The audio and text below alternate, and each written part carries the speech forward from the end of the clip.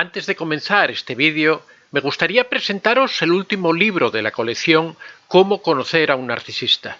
En él tratamos todo lo relativo a esos síntomas que nos permiten identificarlo, hablamos del origen, hablamos de todas esas cosas, esas peculiaridades que tienen los narcisistas y que permiten distinguir el narcisismo de otros trastornos. Además de este libro, también os recordamos que tenemos La madre narcisista, El contacto cero y La técnica de la piedra gris. Cualquiera de estos libros de esta colección podéis adquirirlos en Amazon al precio de 10 euros o $10 y si los queréis dedicados podéis pedirlos a antoniodevicente24@gmail.com indicándonos el país desde el que nos habláis y podéis pagarlo en el mismo precio sin ningún gasto de envío.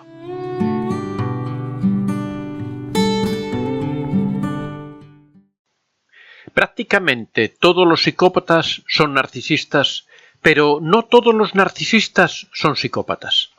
La génesis del trastorno, como veremos en este artículo, establece una diferencia clara entre unos y otros, aunque con frecuencia la cultura popular tiende a verlos como dos trastornos muy parecidos. Analizamos hoy aquí las diferencias entre estos dos tipos de personalidad que tienden hacia lo patológico y por qué es muy fácil confundirlos. El narcisismo y la psicopatía son dos rasgos patológicos de la personalidad que comparten algunas características como el egoísmo, la tendencia a manipular a los demás o la falta de sensibilidad y de empatía. Vivimos y convivimos con personas narcisistas y con individuos que presentan evidentes rasgos psicopáticos, pero muchas veces es complicado reconocer cuál es cuál en base a su comportamiento. Por eso es importante saber distinguirlos.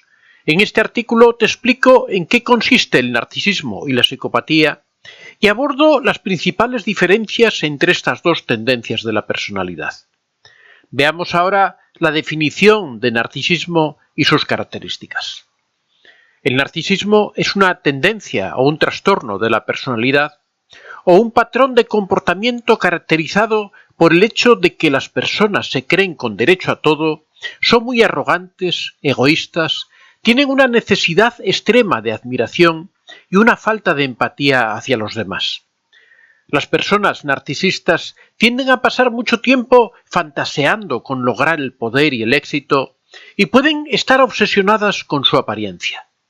Sin embargo, detrás de esa apariencia de control hay un ego increíblemente frágil que es fácilmente herido por las críticas.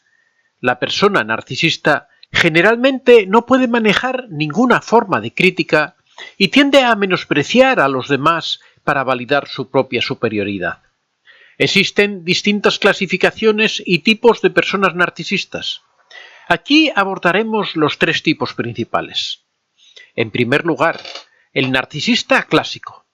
Los narcisistas clásicos son francos con su necesidad de atención constante y siempre se jactan de sí mismos, buscan cumplidos y creen que tienen derecho a un trato especial. Se aburren notablemente cuando el tema de conversación gira en torno a ellos mismos y no les gusta compartir el centro de atención con los demás. Sin embargo, aunque se consideren superiores a la mayoría de las personas, están desesperados por sentirse importantes y por ser admirados. Por lo general, son el tipo de persona narcisista con la que es más fácil tratar, ya que suelen tener una autoestima más fuerte. En segundo lugar, el narcisista vulnerable. Los narcisistas vulnerables o frágiles sienten que son superiores a la mayoría de las personas que conocen. No obstante, como introvertidos que son, tienden a evitar ser el centro de atención. A menudo intentan unirse a personas especiales en lugar de buscar un trato especial para ellos mismos. Pueden tratar de tener lástima o manipular a otros siendo demasiado generosos para ganar la admiración y la atención que necesitan para apaciguar su profunda y arraigada inseguridad. Tienen egos extremadamente frágiles y son más propensos a atacar de forma pasivo-agresiva si se sienten ofendidos o maltratados. En tercer lugar, el narcisista maligno. Los narcisistas malignos son altamente manipuladores y explotadores. Estas personas tienen mucha menos empatía que los otros dos tipos principales y también pueden tener rasgos sociopáticos o psicopáticos. Tienen un sentido de la crueldad que los diferencia de los otros dos tipos de narcisistas que hemos visto anteriormente. El objetivo principal de los narcisistas malignos es dominar y controlar, y utilizan el engaño y la agresión para lograrlo, mostrando una falta de remordimiento por todas sus acciones. Además, pueden dejarse llevar por el sufrimiento de los demás.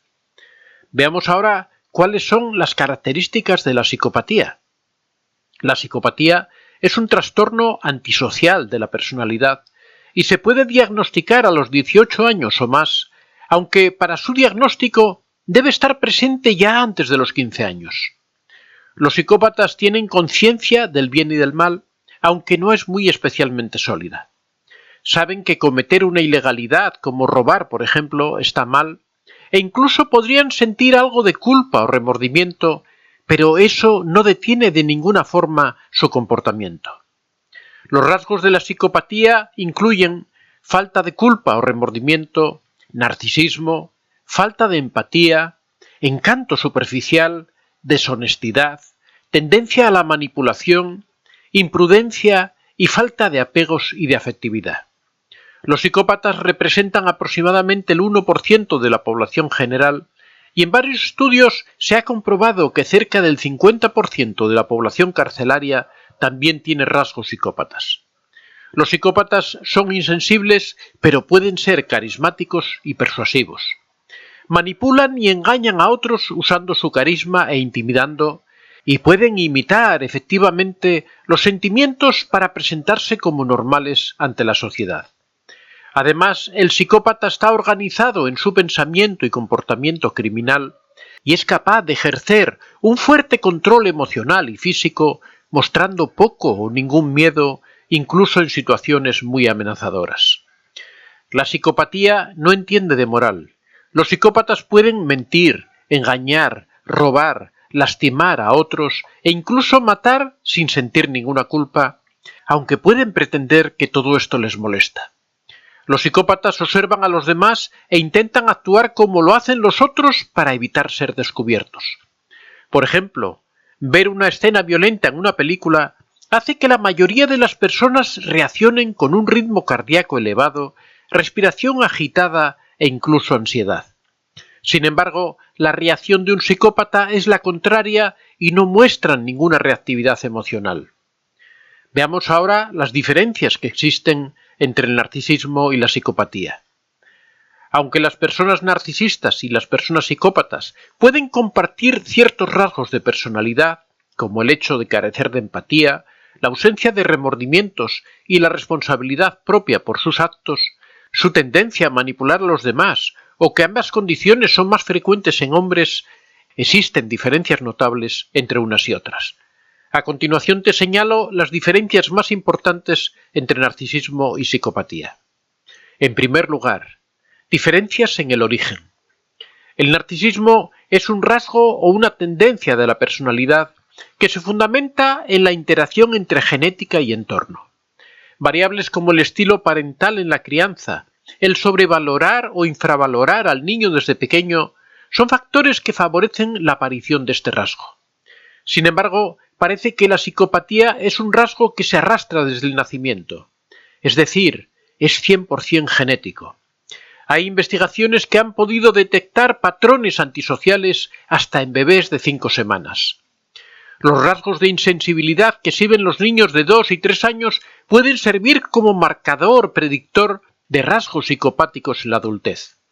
Además, en diversos estudios se han identificado a niños de 6 a 13 años con trastorno de déficit de atención e hiperactividad y un diagnóstico de problemas de conducta como el trastorno de oposición desafiante o el trastorno de conducta, que terminan por mostrar rasgos similares a los adultos psicópatas.